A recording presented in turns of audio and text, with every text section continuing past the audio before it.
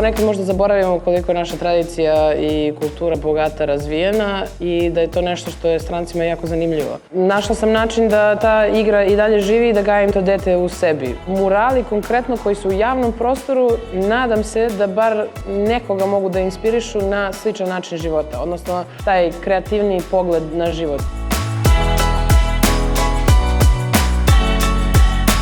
Dođite na EXPO, biće raznih umetničkih što instalacija, murala za videti, za komentarisati i za doživjeti.